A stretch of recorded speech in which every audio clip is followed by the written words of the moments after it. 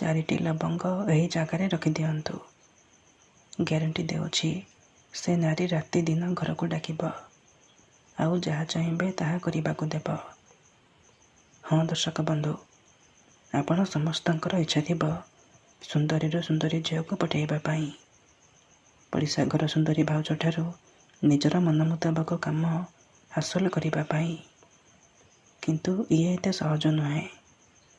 ଏଥିପାଇଁ ଆଜିର ଏହି ଭିଡ଼ିଓଟିରେ ମୁଁ ଆପଣଙ୍କ ପାଇଁ 4ଟି ଲବଙ୍ଗର ଏମିତି ଏକ ସହଜ ମହାଶକ୍ତିଶାଳୀ ବଶୀକରଣ ନେଇ ଆସିଛି, ଯାହାକୁ ପ୍ରୟୋଗ କରି ଆପଣ ନିଜ ପସନ୍ଦର ସୁନ୍ଦରୀରୁ ସୁନ୍ଦରୀ ଝିଅକୁ ପଠାଇ ପାରିବେ। ପଡ଼ିଶା ଘର ସୁନ୍ଦରୀ ଭାଉଜକୁ ନିଜ ବଶରେ କରି ତାଠାରୁ ନିଜର ମନ ମୁତାବକ କାମ ହାସଲ କରିପାରିବେ।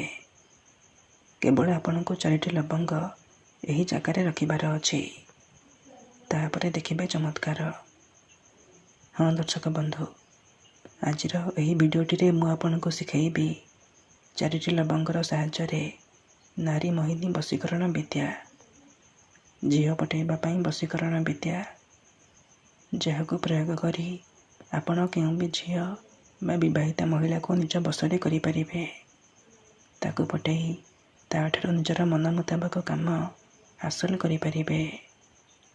ମନେ ରଖନ୍ତୁ, ଏହି ବଶୀକରଣ ବିଧିକୁ ଆପଣ କେବଳ ମଙ୍ଗଳବାର କିମ୍ବା ଶନିବାର ଦିନ କରିପାରିବେ। କେଉଁ ବି ସମୟରେ କରିପାରିବେ। ପ୍ରଥମେ ଆପଣ କ'ଣ କରିବେ, 4ଟି ଲବଙ୍ଗ ଆଣିବେ। ତାପରେ ମୁଁ ଆପଣଙ୍କୁ କିଛି ପ୍ରୟୋଗ ବିଧି ଶିଖାଇବି। ଆପଣ ସେହି ପ୍ରୟୋଗ ବିଧିକୁ ଠିକ୍ ଭାବରେ କରିବେ, କିଛି ବି ଭୁଲ ଭାଲ କରିବେନି। ତାପରେ 4ଟି ଲବଙ୍ଗକୁ କଳା କପଡ଼ାରେ ବାନ୍ଧିକି ନିଜ ପକେଟରେ କିମ୍ବା ମନି ପର୍ସରେ ରଖିଦେବେ। ଯେପର୍ଯ୍ୟନ୍ତ ଆପଣଙ୍କ ପାଖରେ ସେ 4ଟି ଲବଙ୍ଗ ଥିବ, ସେ ପର୍ଯ୍ୟନ୍ତ ସେ ଝିଅ ହେଉ ବା ବିବାହିତା ଭାଉଜ ଆପଣଙ୍କର ବଶରେ ରହିବ, ଆପଣଙ୍କର ଇସାରାରେ ନାଚିବ। ଆପଣ ତାକୁ ଯାହା କହିବେ, ଯେମିତି କହିବେ ସିଏ କରିବ, କିଛି ବି ବାଧା ଦେବ ନାହିଁ। ନମସ୍କାର ଦର୍ଶକ ବନ୍ଧୁ, ଏସ୍ ମନ୍ତ୍ର ଚ୍ୟାନେଲରେ ଆପଣମାନଙ୍କୁ ସ୍ୱାଗତ। ଆଜିର ଏହି ଭିଡ଼ିଓଟିରେ ମୁଁ ଆପଣଙ୍କୁ ଶିଖାଇବି ଆପଣ କିପରି 4ଟି ଲବଙ୍ଗ ସାହାଯ୍ୟରେ ସୁନ୍ଦରୀରୁ ସୁନ୍ଦରୀ ଝିଅକୁ ପଠାଇ ପାରିବେ। ମନେ ରଖନ୍ତୁ, ମୋର ଆପଣମାନଙ୍କୁ ଅନୁରୋଧ କି ମନରେ କୌଣସି ଖରାପ ଉଦ୍ଦେଶ୍ୟ କିମ୍ବା କୌଣସି ଖରାପ କାମ ପାଇଁ ଆପଣ ଏହି ବଶୀକରଣକୁ ପ୍ରୟୋଗ କରିବେନି। ଯଦି ଆପଣ ସତରେ ସେ ଝିଅକୁ ଭଲ ପାଉଛନ୍ତି, ତାକୁ ବିବାହ କରିବାକୁ ଚାହୁଁଛନ୍ତି, ତେବେ ଆପଣ ଏହି ବଶୀକରଣ ବିଧିକୁ ପ୍ରୟୋଗ କରିବେ। ଅନ୍ୟଥା ମନରେ କୌଣସି ଖରାପ ଉଦ୍ଦେଶ୍ୟ କିମ୍ବା କୌଣସି ଖରାପ କାମ ପାଇଁ ଆପଣ ଏହି ବିଧିକୁ ପ୍ରୟୋଗ କରିବେନି। କାହିଁକିନା 4ଟି ଲବଙ୍ଗର ଏହି ବଶୀକରଣ ଏତେ ଶକ୍ତିଶାଳୀ କି ଯିଏ ବି ଏହାକୁ କରିଛି ସଫଳ ହୋଇଛି। ବର୍ଷ ବର୍ଷ ଧରି ଭାଙ୍ଗି ଯାଇଥିବା ପୁରୁଣା ପ୍ରେମକୁ ଫେରାଇ ଆଣିପାରିଛି। ଶାଶୁ, ନଣନ୍ଦ, ଦିଅର, ଭାଉଜ କାହାକୁ ବି ନିଜ ବଶରେ କରି ତାଠାରୁ ନିଜର ମନ ମୁତାବକ କାମ ହାସଲ କରିପାରିଛି। ତେଣୁ ଯଦି ଆପଣ ଝିଅ ପଠାଇବାକୁ ଚାହୁଁଛନ୍ତି, ବିବାହିତା ମହିଳାକୁ ପଠାଇବାକୁ ଚାହୁଁଛନ୍ତି, ଏହି ବଶୀକରଣକୁ ପ୍ରୟୋଗ କରିବେ।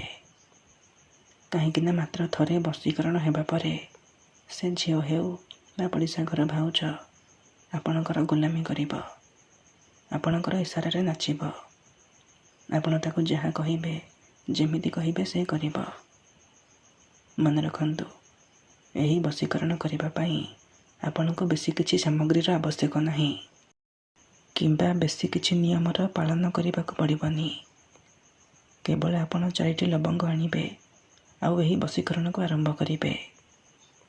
ତାପରେ ଦେଖିବେ କିପରି ସେ ଝିଅ ଆପଣଙ୍କ ଆଡ଼କୁ ଆକର୍ଷିତ ହେବାକୁ ଲାଗିବ। ଯେଉଁ ଝିଅ ଆପଣଙ୍କୁ ଧୋକା ଦେଇଛି, ଆପଣଙ୍କ ସହିତ କଥା ହେଉନି, ଆପଣଙ୍କ ନମ୍ବର ବ୍ଲକ୍ କରିଦେଇଛି, ଅନ୍ୟ କାହା ସହିତ କଥା ହେଉଛି, ଅନ୍ୟ କାହାକୁ ଭଲ ପାଉଛି, ତେବେ ମାତ୍ର ଥରେ 4ଟି ଲବଙ୍ଗ ଆଣି ଆଜିର ଏହି ବଶୀକରଣ କରିକି ଦେଖନ୍ତୁ।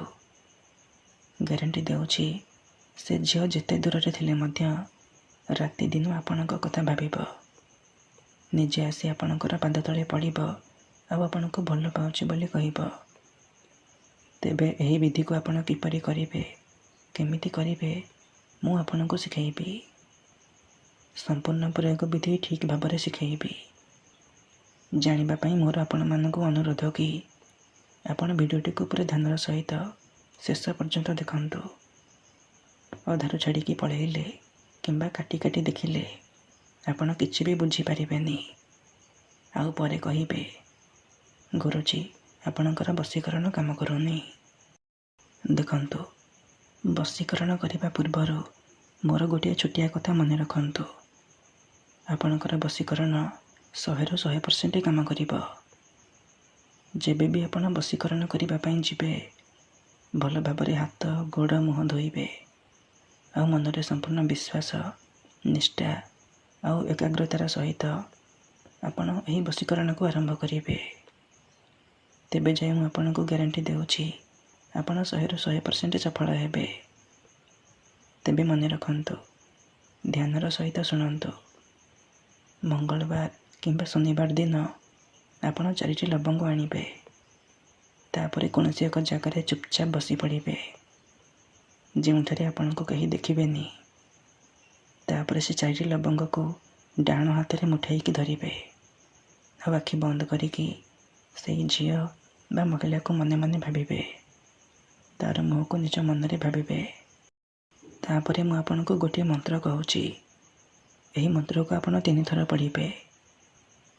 ଓମ୍ ହ୍ରିଂ କ୍ରିଂ ଆମୁକମ୍ ବଶୀଭୂତାୟ ଫଟ୍ ସ୍ୱାହା।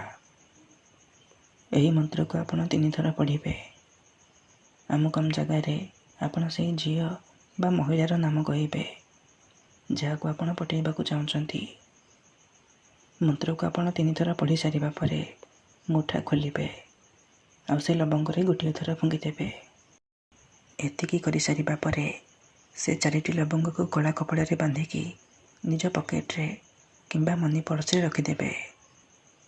ଯେପର୍ଯ୍ୟନ୍ତ ଆପଣଙ୍କ ପାଖରେ ସେ 4ଟି ଲବଙ୍ଗ ଥିବ, ସେ ଝିଅ ହେଉ ବା ବିବାହିତା ମହିଳା ଆପଣଙ୍କର ବଶରେ ରହିବ। ଧନ୍ୟବାଦ।